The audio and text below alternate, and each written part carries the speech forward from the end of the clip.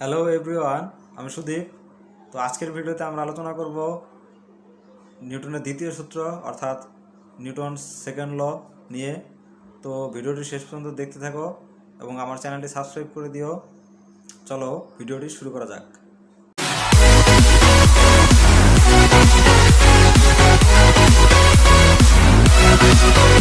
নিউটনের দ্বিতীয় সূত্রটি হলো, কোনো বস্তুর ভর যদি অপরিবর্তিত থাকে তবে বস্তুটির উপর প্রযুক্ত বাহ্যিক নেট বল বস্তুটির ভর ও ত্বরণের গুণফলের সমান হয়। বল যেদিকে প্রযুক্ত হয় বস্তুটির ত্বরণও সেদিকে ঘটে। এখন নিউটনের দ্বিতীয় সূত্রের আলোচনায় প্রথমেই যা আসে তা হলো বলের পরিমাপ। এম ভরসম্পন্ন একটি বস্তুর উপর একটি বাহ্যিক স্থির নেট বল এফ প্রয়োগ করা হলো। ধরো এটি এম ভরসম্পন্ন একটি বস্তু, এর উপর এফ বল প্রযুক্ত করা হলো। ধরা যাক এর ফলে বস্তুটির ত্বরণ হলো এ।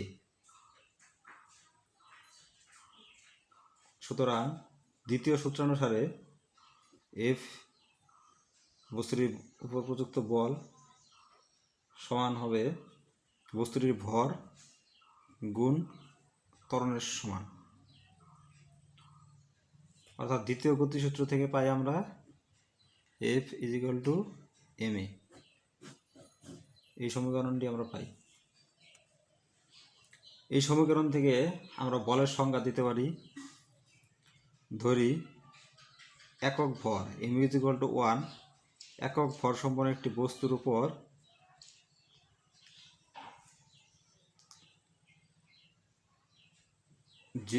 যে বল কোনো একটি বল প্রয়োগ করা হলো যার ফলে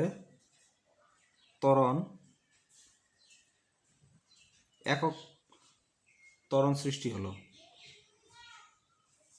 অর্থাৎ একক ভর সম্পন্ন বস্তুর উপর যে বল প্রয়োগ করলে বস্তুটির একক ত্বরণ সৃষ্টি হয় তাকে একক বল বলে।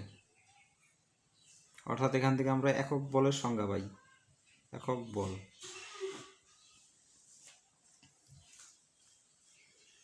এখন কলনবিদ্যা অথবা ক্যালকুলাসে এফ ইকুয়াল টু এম এর সমীকরণটি কীভাবে প্রকাশ করা হয়? কলনবিদ্যায়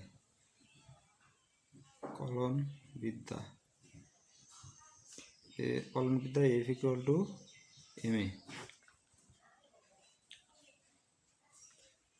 এম স্থির ভর সম্পন্ন কোনো বস্তুর উপর ক্রিয়াশীল বল এফ হলে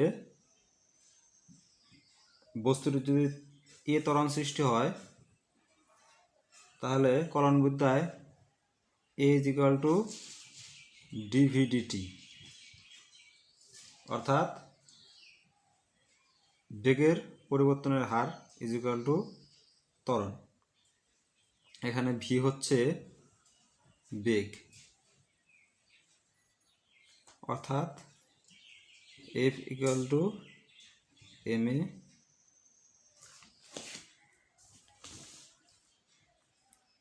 is equal to M D V D T. ক্যালকুলাসে এটি বলের সমীকরণ। এখন আমরা আলোচনা করব বল এবং ভরবেগের মধ্যে কি সম্পর্ক এবং তাদের এককগুলির মধ্যে কি সম্পর্ক সেটি আমরা আলোচনা করব। যেহেতু বল ইজ ইকুয়াল টু ভর ইন্টু ত্বরণ, অর্থাৎ ভর এম আর ত্বরণ এ, কলনবিদ্যায় থেকে পাই আমরা এ ইজ ইকুয়াল টু ডিভিডিটি, অর্থাৎ এম ডিভি ডিটি। এই ডিভিডিটির অর্থ হলো বেগের পরিবর্তন, সময়ের সঙ্গে বেগের পরিবর্তন। ডিভিডিটি অর্থ হলো বেগের সময়ের সাথে বেগের পরিবর্তন, অর্থাৎ ভর ইন্টু বেগ পরিবর্তন বাই সময়। এখন এই দুটোকে গুণ করলে আমরা পাই ভরবেগের পরিবর্তন বাই সময় ইকুয়াল টু বল। এই সমীকরণ থেকে আমরা দ্বিতীয় সূত্রের আরেকটি বিকল্প দেখতে পারি, যে বলকে আমরা লিখতে পারি ভরবেগের পরিবর্তনের হার সময়ের সঙ্গে সঙ্গে। অর্থাৎ দ্বিতীয় সূত্রটি অন্যভাবে বলতে গেলে বলা যায় কোনো বস্তুর ভরবেগের পরিবর্তনের হার তার উপর প্রযুক্ত বলের সমানুপাতিক।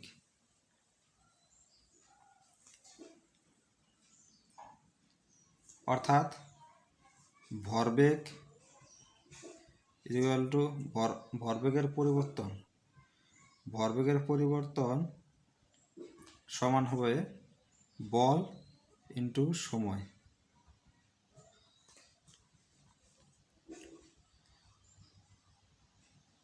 যেহেতু ভরবেগের পরিবর্তনের একক এবং ভরবেগের একক একই,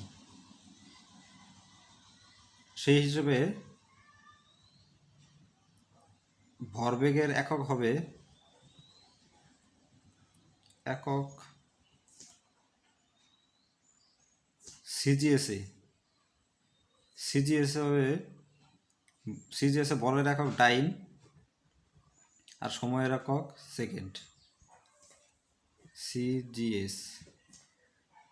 আর এসআইতে হবে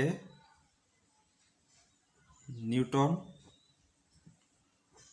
আর সময়ের একক সেকেন্ড এসআই।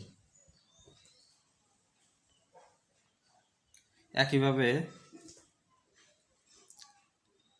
এফপিএস তো হবে, এফপিএসতে বলের একক পাউন্ডাল আর সময়ের একক সেকেন্ড এফপিএস।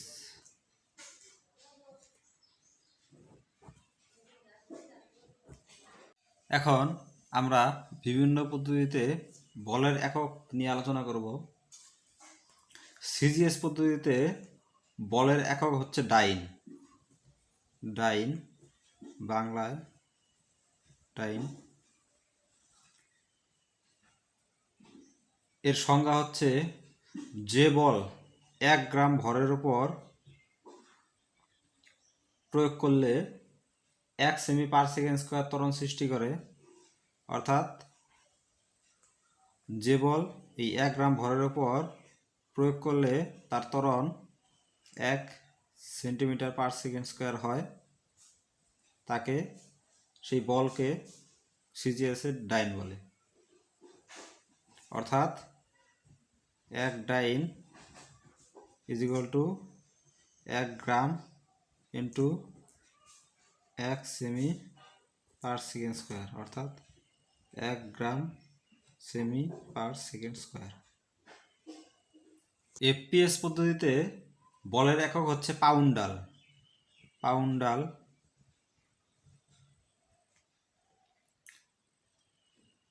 পাউন্ডাল হচ্ছে যে বল 1 পাউন্ড ভরের উপর ক্রিয়া করে 1 ফুট পার সেকেন্ড স্কোয়ার ত্বরণ সৃষ্টি করতে পারে, তাকে 1 পাউন্ডাল বল বলা হয়। অর্থাৎ 1 পাউন্ড ভরের উপর যে বল প্রয়োগ করলে বস্তুটির ত্বরণ 1 ফিট পার সেকেন্ড স্কোয়ার হয়, সেই পরিমাণ বলকে 1 পাউন্ডাল বলা হয়। একইভাবে এসআইতে বলের একক হচ্ছে নিউটন।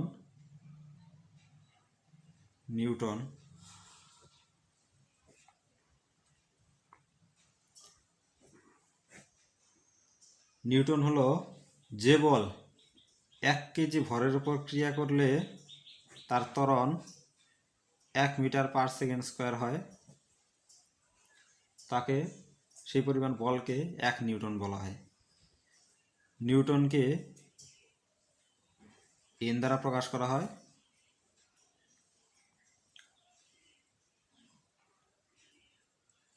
সুতরাং 1 newton is equal to 1 KG into 1 metre per second square. 1 KG metre per second square 1 newton is equal to. একইভাবে 1 poundal is equal to 1 pound feet per second square. এখন আমরা দেখব যে বলের মাত্রা কি হয়। বলের মাত্রা, যেহেতু বল এফ ইজ ইকুয়াল টু ভর এম ইন্টু ত্বরণ এ, এম এর মাত্রা হচ্ছে এম আর ত্বরণের মাত্রা হচ্ছে এল T to the power minus 2, অর্থাৎ বলের মাত্রা হচ্ছে M L T to the power minus 2। এখন আমরা দেখব বলের এককগুলির মধ্যে কি সম্পর্ক, যেমন নিউটনের সাথে ডাইনের কি সম্পর্ক, অথবা নিউটনের সাথে পাউন্ডালের কি সম্পর্ক, অথবা পাউন্ডালের সাথে ডাইনের কি সম্পর্ক। তো চলো দেখি যে নিউটন এবং ডাইনের মধ্যে কি সম্পর্ক। তো 1 newton is equal to 1 KG into 1 metre per second square. তাহলে 1 কেজিকে আমরা লিখতে পারি 1000 গ্রাম, আর 1 মিটারকে লিখতে পারি 100 সেমি পার সেকেন্ড স্কোয়ার। তাহলে 1000 ইন্টু 100 একবারে আমরা লিখতে পারি 10 to the power 5 gram semi per second square is equal to, আবার gram semi per second square is equal to dyne, তাহলে 10 টু দি পাওয়ার 5 ডাইন। তাহলে 1 newton is equal to 10 to the power 5 dyne. একইভাবে আমরা দেখে নেই 1 poundal is equal two কত dyne হয়।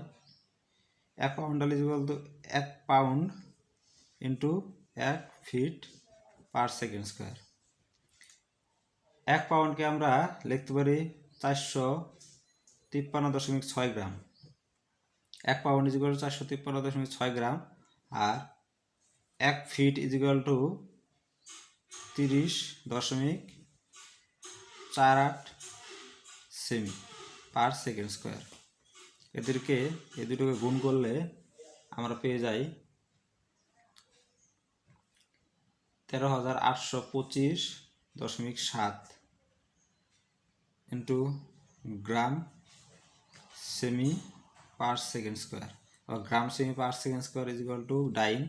तो 13,825.7 dyne. 1 पाउंडाल is equal to 13,825.7 dyne. तो एगुली তোমরা মুখস্থ রাখার চেষ্টা করবে যাতে অঙ্ক করার সময় সুবিধা হয়। একইভাবে আমরা নিউটন এবং পাউন্ডালের মধ্যে সম্পর্ক দেখি। 1 newton is equal to 1 KG into 1 metre per second square. আবার 1 KG is equal to 2.2 pound, আর 1 metre is equal to 3.28 feet per second square. তাহলে এই দুটোকে গুণ করলে আমরা পাই 7.2 pound feet per second square. যেহেতু pound feet per second square is equal to poundal, তো 1 newton is equal to 7.2 poundal. তো এই গেল আমাদের বলের এককগুলির মধ্যে সম্পর্ক। এখন আমরা বস্তুর উপর প্রযুক্ত বলের দিক কিভাবে নির্ণয় করতে হয় সেটা দেখব। দ্বিতীয় সূত্র থেকে আমরা সাধারণভাবেই বুঝতে পারি যে বলের দিক কি হবে। সূত্রে বলা আছে যে ত্বরণ যেদিকে হবে প্রযুক্ত বলের দিকেও সেদিক হবে, অর্থাৎ প্রযুক্ত বলের দিক সমান ত্বরণের দিক, অর্থাৎ বস্তুটির ত্বরণ যেদিকে হবে বলও সেদিকে হবে, যেহেতু ভর একটি স্কেলার রাশি। ত্বরণের দিক।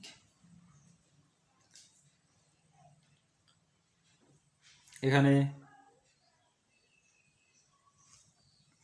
পয়েন্ট দিয়ে দিই, বলের দিক,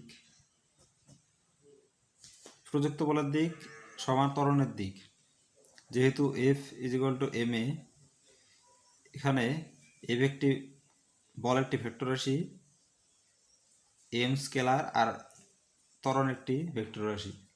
এখন আমরা আলোচনা করব দুটি বলের যুগপৎ ক্রিয়া, অর্থাৎ ধরি m ভরের কোনো বস্তুর উপর একই সঙ্গে দুটি বল, অর্থাৎ m ভরের একটি বস্তুর উপর একই সঙ্গে দুটি বল F1 ও F2 প্রয়োগের ফলে বস্তুটিতে যথাক্রমে A1 এবং A2 ত্বরণ সৃষ্টি হয়। অর্থাৎ একই সঙ্গে F1 এবং F2 বল প্রয়োগের ফলে যথাক্রমে A1 এবং A2 ত্বরণ সৃষ্টি হলো। ছবির মাধ্যমে বোঝানো যাক। ধরো এই ও বিন্দুতে একটি বস্তু রয়েছে, যার উপর একই সঙ্গে দুটি বল F1 এবং F2 প্রয়োগ করার ফলে যথাক্রমে A1 এবং A2, যেমন ধরি এদিকে একটি ত্বরণ সৃষ্টি হলো এবং এদিকে একটি ত্বরণ সৃষ্টি হলো, এদিকে A1 ত্বরণ এবং এদিকে A2 ত্বরণ। তাহলে সামান্তরিকটিকে আমরা সম্পূর্ণ করি। তাহলে এদের লব্ধি ত্বরণ হবে, এদের সামান্তরিকের কর্ণ বরাবর A1 যোগ A2 আমরা ভেক্টর থেকে পাই। নিউটনের দ্বিতীয় সূত্র থেকে আমরা পাই F = ma। প্রথম ক্ষেত্রে যে বল প্রয়োগ হয় তা হলো F1, তাহলে F1 = m এবং ত্বরণ সৃষ্টি হয় A1, এবং দ্বিতীয় ক্ষেত্রে F2 বল প্রয়োগ করা হলে ত্বরণ সৃষ্টি হয় A2, তো F2 = m A2। তাহলে এদের লব্ধি বল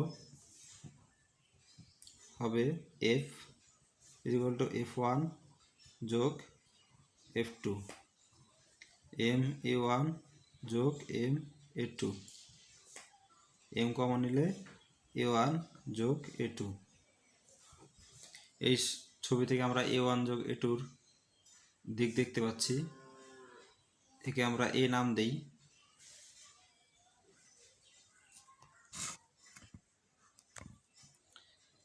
A1 যোগে A2-কে আমরা A নাম দিলাম, M A F।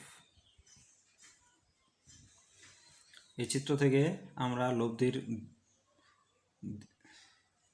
এখানে আমরা ভেক্টরের সাহায্যে আমরা লব্ধি বল এবং লব্ধি ত্বরণের মান নির্ণয় করতে পারবো এবং দিক নির্ণয় করতে পারবো। তোমরা ভেক্টর চ্যাপ্টারে পড়েছিলে। এখন আমরা লম্ব উপাংশের ভিত্তিতে দ্বিতীয় সূত্রটির আলোচনা করব, যে ত্রিমাত্রিক দেশে থাকা প্রযুক্ত বল F এর যে উপাংশগুলি হয় সেগুলি কীরকম ভাবে প্রকাশ করা হয়। ধরো ত্রিমাত্রিক দেশে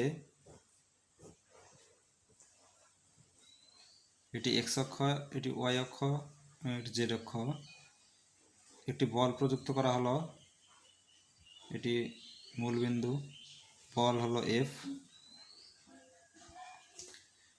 এই F এর x অক্ষ বরাবর উপাংশ হচ্ছে Fx, y অক্ষ বরাবর Fy এবং z অক্ষ বরাবর Fz। তাহলে এফকে আমরা লিখতে পারি F X vector plus F Y vector plus F Z vector. X অক্ষ বরাবর একক ভেক্টর আই ক্যাপ, ওয়াই অক্ষ বরাবর জে ক্যাপ, জেড অক্ষ বরাবর কে ক্যাপ হলে এফ এক্স হবে F X into I cap, F Y into J cap, F Z into K cap F. একইভাবে ত্বরণ এ হলে এক্স অক্ষ বরাবর ত্বরণ এ এক্স, ওয়াই অক্ষ বরাবর ত্বরণ এ ওয়াই এবং জেড অক্ষ বরাবর ত্বরণ এ জেড হলে ত্বরণ A is equal to A X I cap, A Y J cap এবং এ জেড কে ক্যাপ।